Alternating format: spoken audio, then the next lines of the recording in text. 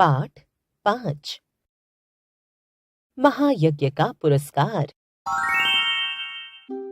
एक धनी सेठ थे, अत्यंत विनम्र और उदार। कोई साधु संत उनके द्वार से निराश न लौटता। भरपेट भोजन पाता। भंडार का द्वार सबके लिए खुला रहता था। जो हाथ पसारे वही पाए। सेठ ने बहुत से यज्ञ किए और दान में न जाने कितना धन दीन दुखियों को दिया, पर समय दिन होत न एक समान। दिन बदले और सेठ की हालत पतली हो गई। संगी साथियों ने मुंह फेर लिया और नौबत यहाँ तक आ गई कि सेठ जी भूखे मरने लगे। उन दिनों एक प्रथा प्रचलित थी। यज्ञों के फल का क्रय विक्रय हुआ करता था। छोटा बड़ा जैसा यज्ञ होता उसी के अनुसार मूल्य मिल जाता। जब बहुत तंगी हुई तो एक दिन सेठानी ने कहा, कुछ ना हो तो एक यज्ञ ही बेच डालो। यह सुनकर पहले तो सेठ दुखी हुए, पर बाद में अपनी तंगी पर विचार करके एक यज्ञ बेचने को तैयार हो गए। सेठ के यहाँ से 25-30 किलोमीटर की दूरी पर कुंदनपुर नाम का एक नगर था, जिसमें एक बहुत बड़े सेठ रहते थे। लोग उन्हें धन्ना सेठ कहते थे। यह अफवाह थी कि उनकी सेठानी को कोई दैवी शक्ति प्राप्त है, जिससे वह तीनों लोगों की बात जान लेती है। धन की उनके पास कोई कमी न थी। सेठ ने उन्हीं के हाथ एक यज्ञ बेचने का विचार किया। सेठानी जैसे तैसे पड़ोसी से थोड़ा सा आटा मांग लाई और रास्ते के लिए 4 मोटी मोटी रोटियां बनाकर पोटली में बांधकर सेठ को दे दी। सेठ बड़े तड़के उठे और कुंदनपुर की ओर चल दिए। सेठ ने सोचा कि जब तक सूरज निकले तब तक जितना रास्ता पार कर लूं उतना ही अच्छा है। यह सोचकर वे खूब तेज चले, लेकिन आधा रास्ता पार करते करते धूप में इतनी तेजी आ गई कि चलने में कष्ट होने लगा। पसीने से उनकी सारी देह लथपथ हो गई और पेट में चूहे कूदने लगे। सामने वृक्षों का कुंज और कुआं देखकर सेठ ने विचार किया कि यहाँ थोड़ी देर रुककर भोजन और विश्राम कर लेना चाहिए। यह सोचकर वे उस कुंज की ओर बढ़े। पोटली से लोटा डोर निकालकर कुएं से पानी खींचा और हाथ पैर धोए।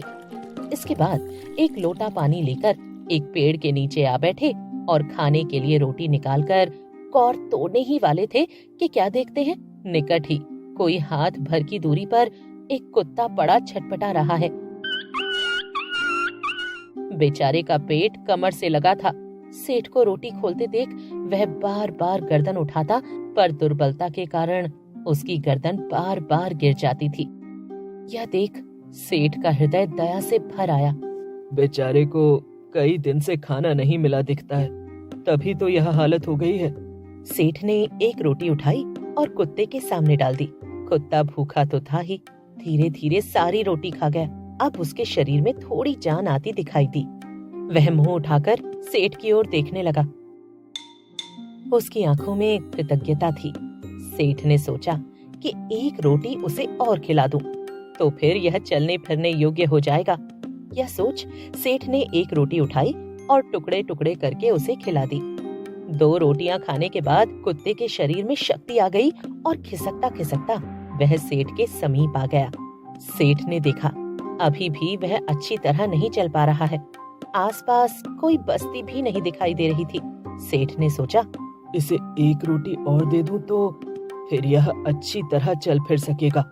मेरा क्या है, जैसे 2 खाई वैसे एक, थोड़ी देर में कुंदनपुर पहुंच ही जाऊंगा। सेठ ने तीसरी रोटी उठाई और कुत्ते को खिला दी। एक रोटी बची, उसे लेकर वह स्वयं खाने ही वाला था कि सेठ ने देखा कुत्ते की आंखें अब भी उसकी ओर जमी हैं। उन आंखों में करुण याचना है। सहसा सेठ के मुंह से निकला, हाय बेचारा, न जाने कितने दिन से भूखा पड़ा है।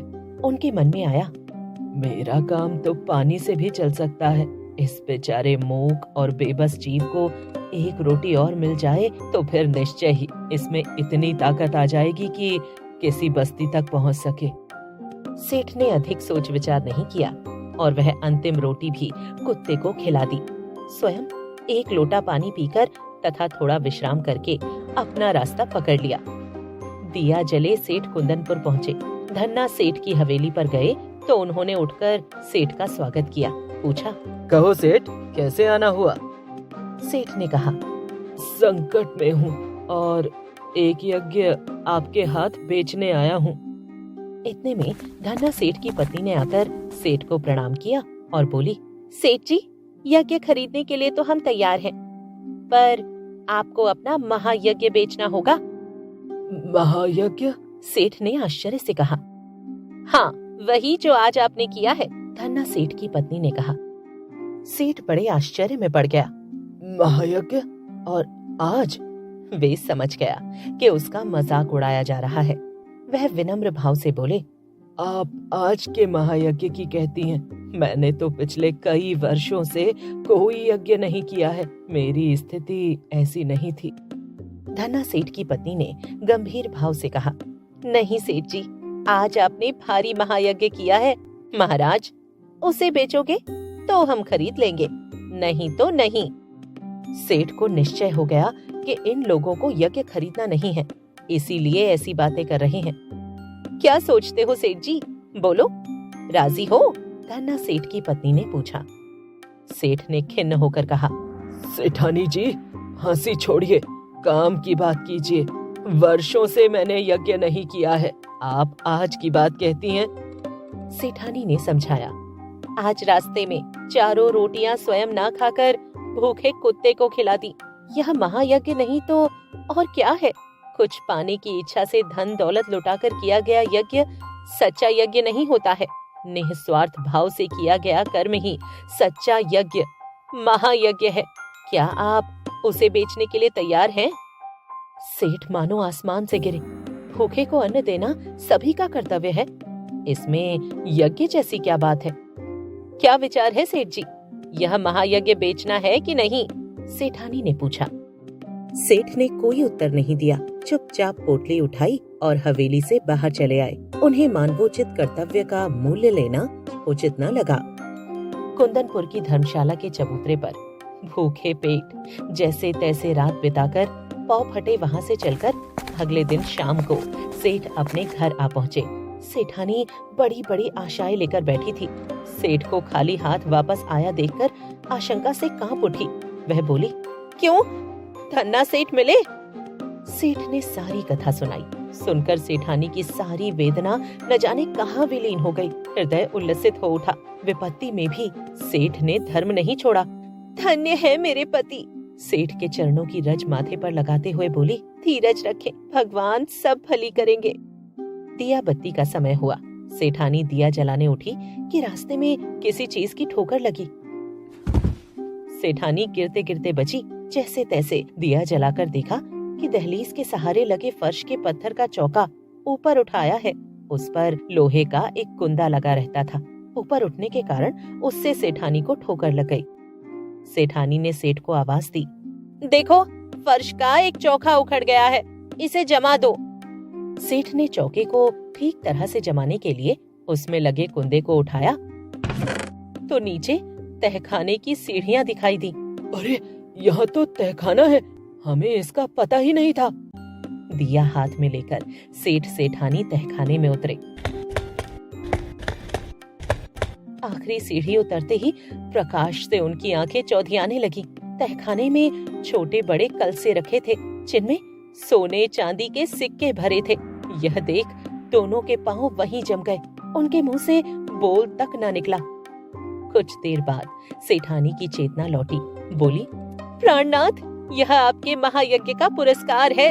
आपने स्वयं भूखे रहकर एक प्राणी की भूख मिटाई। यह महायज्ञ नहीं तो और क्या है? धन्ना सेठ की पत्नी ठीक ही कहती थी। निस्वार्थ भाव से किया गया कर्म ही सच्चा यज्ञ है। भगवान ने उसी का पुरस्कार आपको दिया है। सेठ ने मन ही मन भगवान को धन्यवाद दिया और प्रार्थना की कि हे भगवान, मेरी कर्तव्य बुद्धि को जगाए रखना। स्वयं कष्ट सहकर दूसरों के कष्ट कम कर सकूं, ऐसी बुद्धि और शक्ति मुझे देना।